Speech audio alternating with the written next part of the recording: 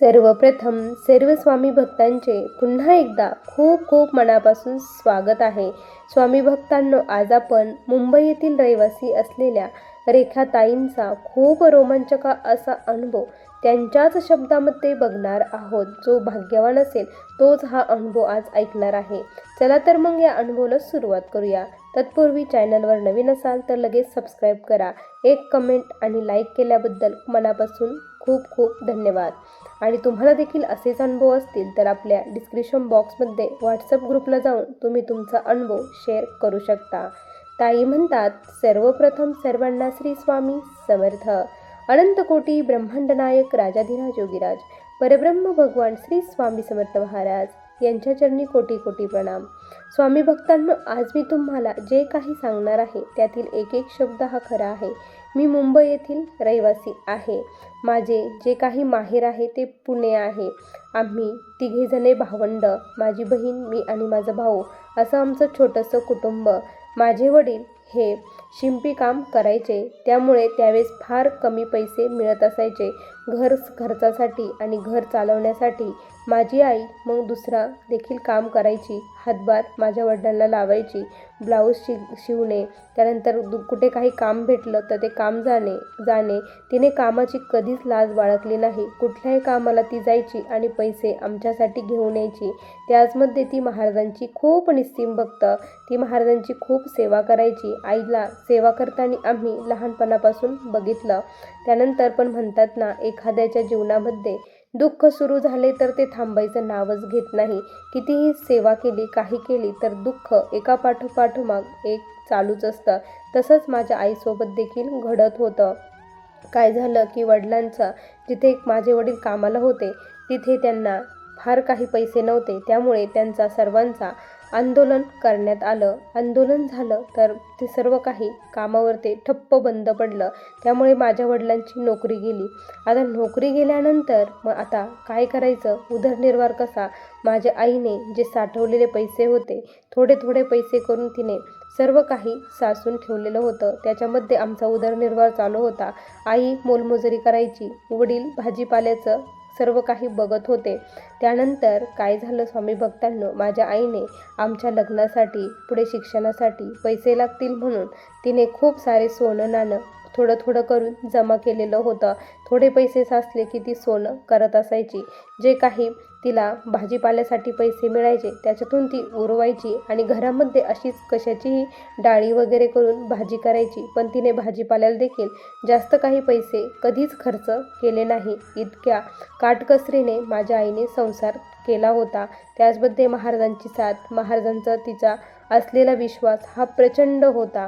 त्यानंतर स्वामी भक्तांनो, माझे लग्न करून देण्यात आलं. लग्न झालं, मी मुंबई येथे आले.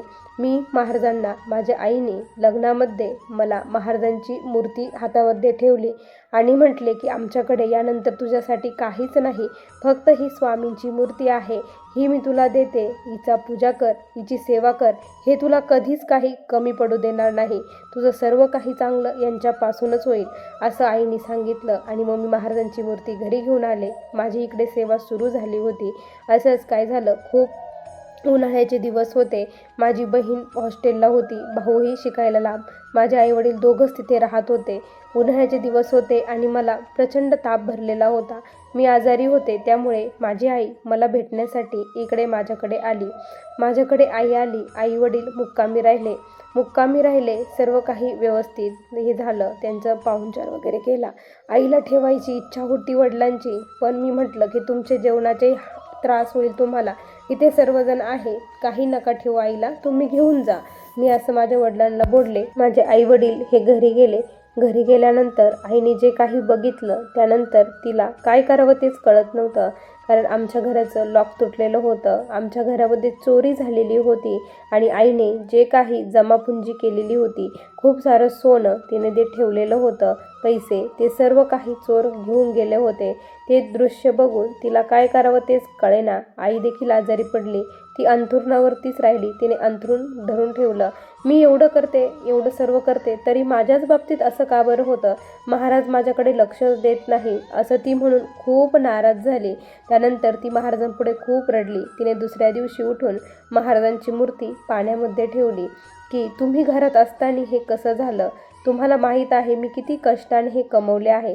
मी खरंच तुमची मनापासून सेवा केलेली असेल आणि तुमचं मनापासून नाव घेतलेलं असेल तर माझे कष्टाचे जे काही आहे ते मला पाहिजे. मला दुसऱ्यांचं कोणाचंच काही नको. जेवढं माझं कष्टाचं आहे तेवढं मला पुन्हा द्या, असं ती महाराजांकडे हट्ट करत होती, बोलत होती आणि खूप रडत होती.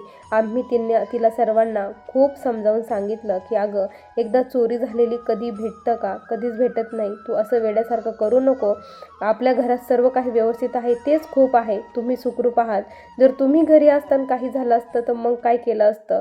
ठीक आहे, तू गेलं आपलं तर जाऊ द्या, आपण पुन्हा कमवू शकतो, असं आम्ही तिला खूप समजावून सांगितलं. पण ती त्याच्यातून बाहेर येतच नव्हती. तिच्या डोक्यामध्ये सारखे तेच विचार घोळायचे आणि ती खूप टेन्शन तिने घेतलेलं होतं. साहजिकच होतं. जे लोक कष्ट करतात आणि कष्टाच्या घामातून असं काही उभा करतात त्यांना त्याची किंमत माहीत असते की त्याची किंमत काय आहे. त्यामुळे ते विसरणं शक्यच नव्हतं. मग त्यानंतर काय झालं की असं स्वामींचा प्रकट दिन येणार होता. पुढच्या महिन्यामध्ये प्रकट दिन होता. तोपर्यंत तिने ती मूर्ती पाण्यामध्येच ठेवली, पाण्यातून काढलीच नाही. पण तिच्या काय मनात आलं काय माहिती, आदल्या दिवशी तिने महाराजांची मूर्ती पाण्यातून काढली आणि स्वामींपुढे खूप रडली. स्वामी, जे झालं ते झालं, ते माझंच काहीतरी कर्म असेल मागच्या जन्मीचं. माझ्यामुळे तुम्हाला खूप त्रास झाला. एवढ्या दिवस तुम्हाला पाण्यामध्ये बसावं लागलं. मला माफ करा, असं माफी मागून ती खूप रडली. महाराजांची माफी मागितली आणि तिने मग महाराजांची मूर्ती देवघरामध्ये ठेवली आणि पुन्हा तीच बोलू लागली की महाराज, पण माझं खूप कष्टाचं होतं, त्यामुळे मी तुम्हाला म्हणत होती, बाकी काहीच नाही, असं म्हटली. पण ठीक आहे, जे झालं ते झालं. तुम्ही माझ्यासोबत आहात ना, तर पुढे आपण पुन्हा मी कमवेन, असं महाराजांना ती म्हटली. घरी कोणीच नव्हतं त्या दिवशी काय झालं की दुसऱ्या दिवशी सकाळी माझे वडील कामावरती गेले. आई घरी एकटीच होती. आई दुपारी 12-1च्या दरम्यान जेवायला आईने घेतलं आणि तेवढ्यात घराची बेल वाजली तर कोण आलं? एवढ्या वेळेस कोण येणार, असा आईला प्रश्न पडला. आईने दरवाजा उघडला तर समोर तिला पोलीस दिसले. पोलीस का बरं आले? आणि त्यावेळेस पोलिसांनी सांगितलं की आम्ही 2 चोर पकडले आहे आणि यांनी तुमच्या घरी चोरी केलेली आहे. यांनी कबुली दिली आणि त्यांनी सांगितलं की मी ह्या घरातून ही चोरी केलेली आहे. आणि मग मला खूप आनंद झाला आणि त्यांनी जे काही माझ्या वस्तू नेलेल्या होत्या त्या सर्व वस्तू मला पुन्हा रिटर्न मागे करून दिल्या आणि त्यानंतर ते गेले. मला इतका आनंद झाला, मी धावत पळत महाराजांपुढे गेली. त्यांना साष्टांग दंडवत घातलं. हे अशक्य होतं, तुमच्यामुळे शक्य झालं आणि खरंच मी तुमचं मनापासून नाव घेतलं होतं, मनापासून आराधना केली होती आणि तुम्हालाही माहीत होतं मी हे घामाच्या कष्टाच्या पैशातून उभा केलेलं होतं, त्यामुळेच तुम्ही मला हे रिटर्न दिलं. आई त्या दिवशी खूप महाराजांपुढे रडली आणि महाराजांनी पुन्हा एकदा दाखवून दिलं की हम गया नहीं जिंदा हो. भक्ताच्या अंतःकरणापासून दिलेल्या हाकेला महाराज धावून येतात. हा माझ्या आईचा खूप मोठा त्या दिवशी अनुभव बघून मला देखील खूप रडायला यायला लागलं. कारण आत्तापर्यंत जेवढे बघितलं होतं कुणाचेच पैसे चोरी गेलेले रिटर्न कधीच मिळाले नव्हते. आम्ही ते सोडूनच दिले होते, पण महाराजांच्या कृपेने ते पैसे मिळाले. त्यानंतर स्वामी भक्तांनो, मला देखील महाराजांनी असाच काही अनुभव दिला. माझ्या मिस्टरांनी एक ठिकाणी फ्लॅट बुक केलेला होता.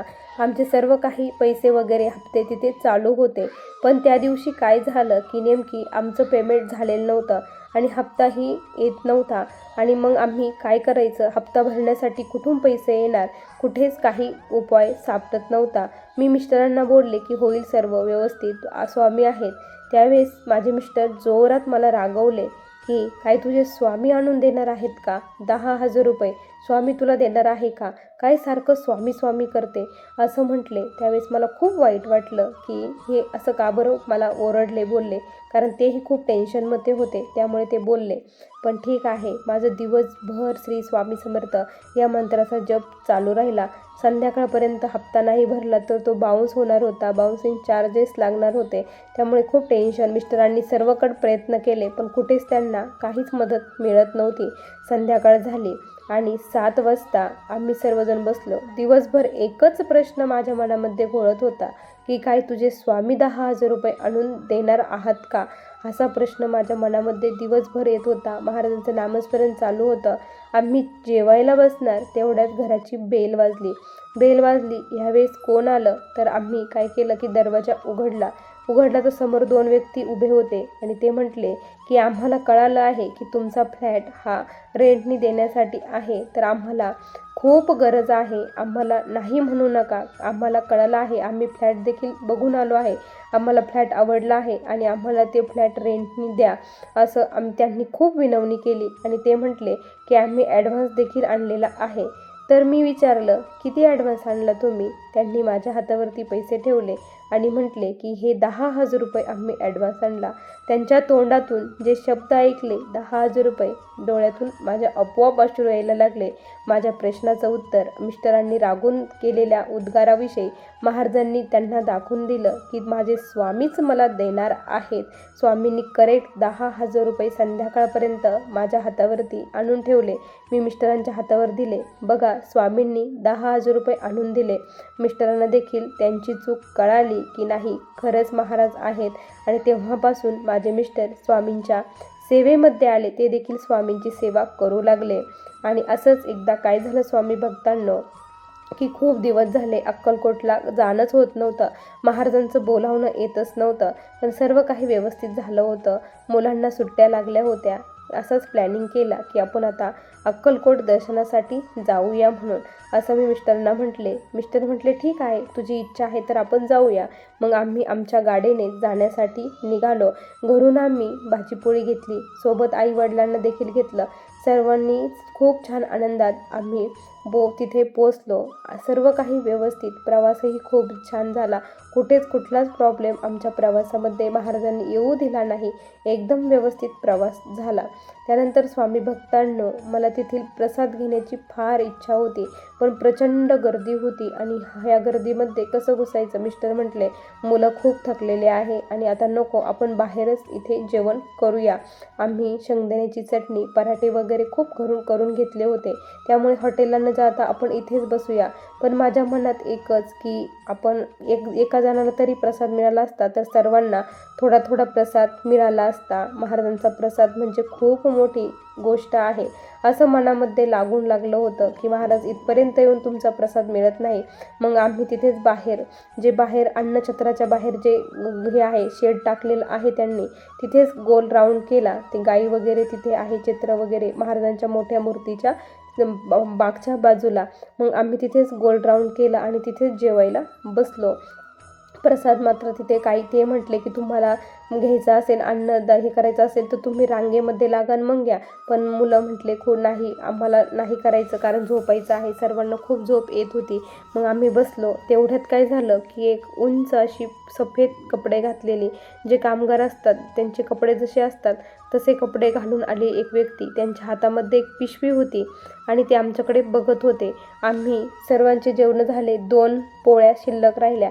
मी सहज त्यांना विचारलं की तुम्हाला पोळी पाहिजे आहे का? तर त्यांनी मान हलवली. तर मग मी त्यांना चटणी आणि पोळी त्यांच्या हातावरती दिली, पेपरमध्ये त्यांच्या हातावर दिली.